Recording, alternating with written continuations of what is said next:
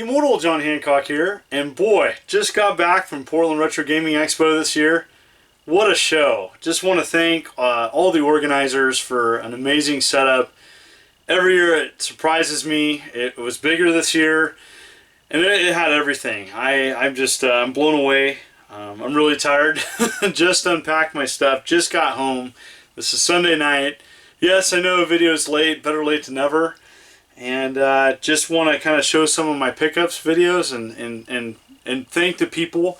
I did not remember everybody's name. I just had so many people come up and thank me for what I do, and I wanted to thank them for what they did.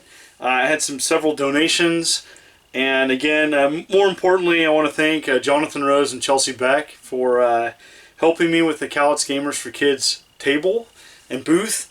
And we did very well. And so, an update with the game, Callets Gamers Adventure 2 is sold out. I'm doing another run, and again, it's sold out in like 90 minutes. It just went fast. And so, I am going to be doing another run of that. And so, for people that are interested in the game, go on the Nintendo Age forum and sign up there. That's the best place. And here we go. So, I walked away with several things that I was able to get for my collection. I did have a budget. I had a modest budget. You know, I had some money, and I want to thank my Patreon supporters for that. And again, let's go. Let's see it. All right. So let's talk about the cool things, and want to talk about this first. Atari Age. Atari Age had a new homebrew, and it's amazing by Spiceware, who did Space Rocks. And that's Draconian, and that is amazing. It's just an amazing port of Bosconian, essentially. I know it's called Draconian. I know, nice and slick there. And what's really cool at the show is that it had a PRGE like 2017 little model for the first 30 purchases, and that came with it. And I just think that is so cool. It's like a little stand, little base, little space base from the game. Very neat. Other huge thing, one of my heroes, Leonard Herman. And Leonard Herman was there. I don't get to talk to him a lot in person. He's such a fantastic person. He hooked me up with a deal, and on his color version of Phoenix 4. Again, there's a paperback edition as well, and totally recommend it. This is the one book to rule them all for video game history. This is the real deal. And I got a color version of it. He signed it. You know, to John, best wishes for everything. Amazing guy. I could go on and talk about Leonard Herman. Anyways, awesome. All right, other huge things. At the very end of the show, Mr. Wizard comes up, and I've wanted this game forever. And it is the Ghostbusters 2. And it's so awesome with, like, you know, the color cart and everything. This is awesome. I can't wait to play this. This will be possible future, like, near Halloween video. Awesome. Love that. Alright. Forget the vendor's name. He had Ninja Gaiden hooked me up with a deal on Sega Master System. I don't have hardly any of the PAL awesome releases on Master System. I'm a huge fan. This is in really great shape. It's a great game. Awesome. I'm really excited about having this in my collection. Love playing that.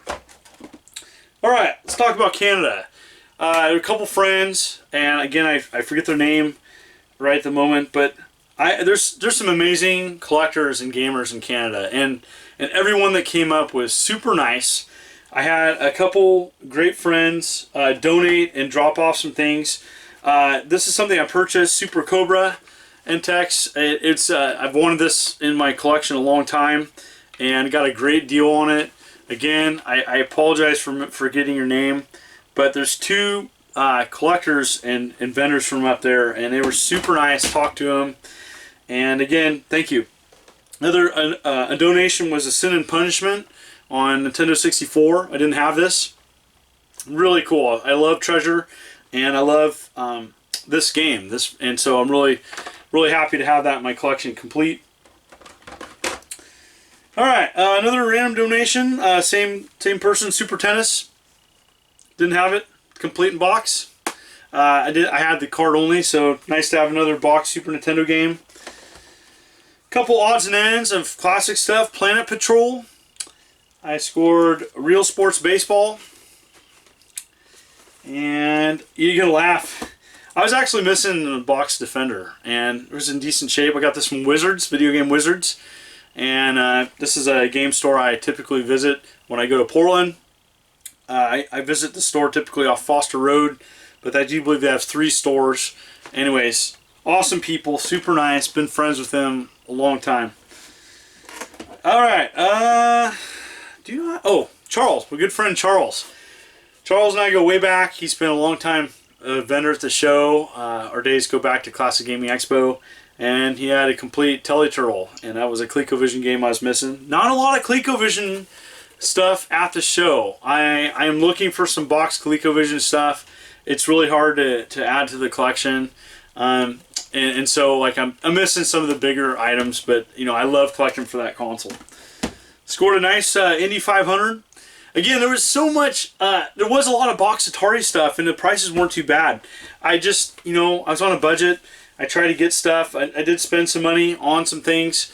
Let's talk about Atari. There was some amazing people there. That's one thing about PRGE, is that there's great people from the field. You know, watching David Crane and Gary Kitchen just walking up to the booth. I was just a little starstruck, you know. It's just so neat to see programmers back in the day having a good time, you know, being with their friends, and yeah, there was some great panels too. All right, this is really cool. Chuck Van Pelt, I want to say thank you so much. He donated this, and again, this is going up into my new game room, and it's the Portland Retro Gaming Expo, like 12th annual. It's kind of reminds me of the old mobiles for 2600. This is gorgeous, and it's celebrating the 40th anniversary of the Atari 2600. Art by Steve Hendricks. Again, this is amazing, and I had to get a shirt to go with it. And again, both donated by Chuck Van Pelt. Thank you. It was really amazing to see just the crazy work that goes into these shows these days, and to all the crew, Rick, Toby, you know, Game Wizards, Gerald, and anybody else involved. You know, it's just nuts. All right, Retro USB donated a wireless gamepad. That's to go with my AVS. I had the AVS running Calix Gamers Adventure 2. Paul from 8-Bit, Amiga CD32, I picked up the Chaos Engine. Again, I don't have a ton of Amiga CD32 games. They're pretty hard to find in the States, and I was able to pick this up. Awesome. A couple loose 2600 carts I didn't have at the Sears Telegame Submarine Commander picture, and a Brain Games in really nice shape. And again, always trying to add stuff to my 2600 collection. Alright, what's kind of cool is I added to the boxes I was missing for my box Nintendo collection. I got from Josh Hamlin, Game Father, Place for Gamers, Monster in My Pocket. He hooked me up with selling the box. I don't have the little monster. I know it's really hard to get. Game Wizards again. I got POW, Prisoners of War. Really need to have that complete in box. And Lethal Weapon, kind of a harder to get box, and really excited to finally knock that one off the list. Okay, Josh Byerly, Wafflefoot. He did the boxes for Calix Gamers Adventure 2. Really nice guy, and scored me an Amiga game, Amnios. Very cool. It's like a shooter. Very cool. Always need to see boxed Amiga games. Something again that's hard to get. Here's a cool thing. I'm really stoked about this, and this is a bank shot. This is again from Charles again. And what's cool is that Gary Kitchen was coming by my booth. Gary Kitchen did several game programs. Boy and His Blob. You know, he was part of Absolute Entertainment. Anyways, bank shot signed by Gary Kitchen, and so that's really neat.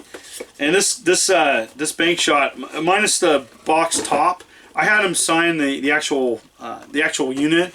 Really cool. I'm really happy that he was able to sign that. All right, for strange, I'm not going to talk about it a lot. This is the strangest item I got. It's Thoroughbred Horse Race Manager. All right, might do that in another video. That's weird. All right, John Riggs, Rig Games. John, you're amazing. It was, you know, we talked about, you know, possibly just hanging out sometime. You know, it's sometimes we get caught up in our work and our YouTube and stuff, and you know, John is the type of guy I'd like to just hang out and talk to, and he's a great guy. And he hooked me up with this Star Fox like promo button, asked me about Star Fox. That is really neat. You know, I'm not a huge promo guy, but a button like this, that's kind of neat. You know, Super Nintendo is just, to me, Star Fox was a great early 3D game. I really enjoy it, and it's something that's kind of grown on me over time. I don't know what it is about that game. I enjoy playing that game. And I'm terrible at it, but I enjoy playing it. All right, more donations. Had a gentleman come up. I forget your name. I really apologize. But he works at like a place that gets in like extra electronics and games and stuff. And he scored me 3 Atari Lynx games. Rampart, NFL Football, and Baseball Heroes. And really cool to see having those add to the Lynx collection. That's another one I'm trying to whittle away at. It's tough. You know, a lot of the games are expensive and that I'm missing. And so just going from there. All right, Good Deal Games. Good Deal Games had some really cool stuff. First of all, the coolest thing that Good Deal Games had at their booth, especially Saturday, was Ed Averitt. And Ed was the programmer of over half the library of the Odyssey 2. And so he signed my KC Munchkin, which he programmed. He is, you know, that's the game he's most famous for. If you haven't read up about Ed Averitt and his you know, 2.5 years of programming Odyssey 2 games, worrying about his job, worried about losing his job. Well, he technically wasn't employed, but, you know, working on Odyssey 2 games every month for 2.5 years. He is the reason why I love that system. I got to talk to him in person. It was great. Very cool. And what's cool is Good Deal Games is also doing, they did a 3rd KC Munchkin game, KC's Escape, for the Odyssey 2. And, you know, Ed wasn't behind this, but he was there signing it. I had him sign the original KC Munchkin because that's the game he's known for. They also were offering a new Sega Genesis homebrew called War in the Machine. And this is programmed by Jason Santucci. Gemtronic is his company that he does. And again, it comes with like 3D glasses and stuff. Really cool. That was really neat. Also picked up a game from Super Fighter Team at the show. And that's Magic Roll. Again, Good Deal Games had this. Really neat. Really neat to pick that up, some Genesis homebrew stuff. They also had Astro Fighter, which again you can get on Atari Age, and there was Good Deal Games had an extra copy there. Picked that up. All right, new retro magazine coming out, and I want to talk about it. I always support those new magazines, especially that focus on retro games. It's really hard to make a magazine. Old School Gamer magazine. Again, want to just do a shout out to them. It's new. It's coming out in November.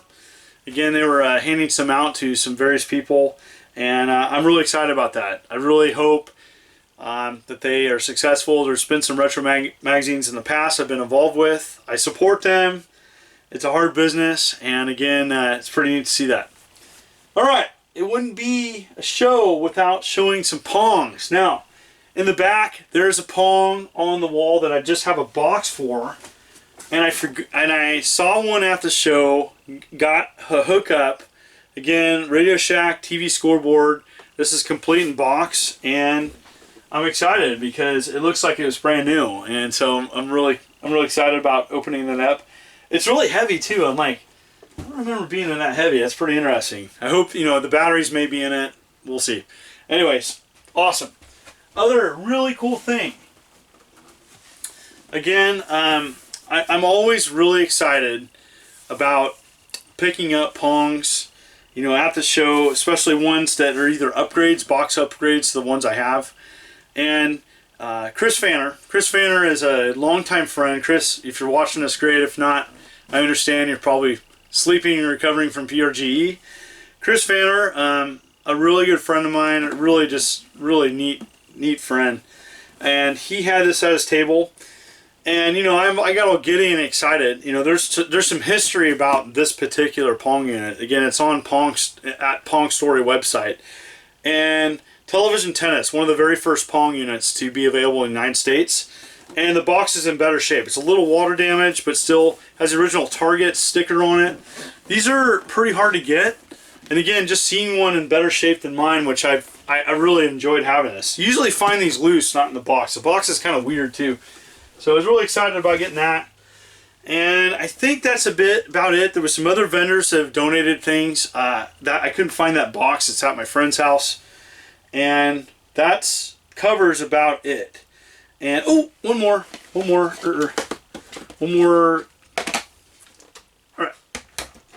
All right. Two-player baseball. This is pretty cool. I got this for $5, and more play power than any other computer toy.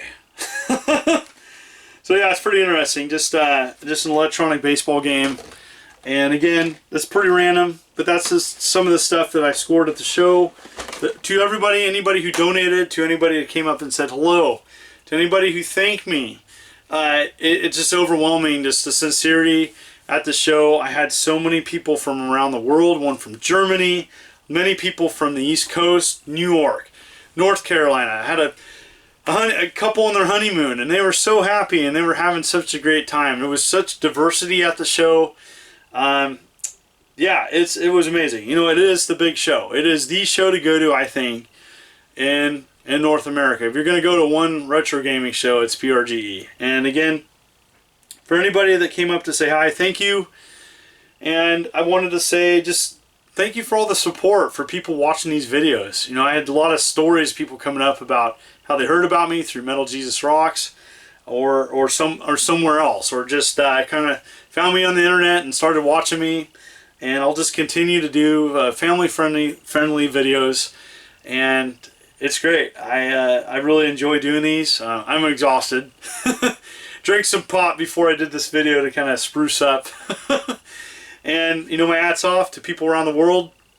That's my pickups video. I got some crazy awesome stuff to cover. Did you come to PRGE? What did you find? Did you enjoy it? I'd love to hear in the comments below. Again, I'm still doing 3 videos a week. I plan on doing another video in a couple days. Again, my schedule's off right now. I'm really trying to get back to it, but it's really tough just trying to cover and spend some time with family. Anyways, take care. This is the Immortal John Hancock. Have a good one.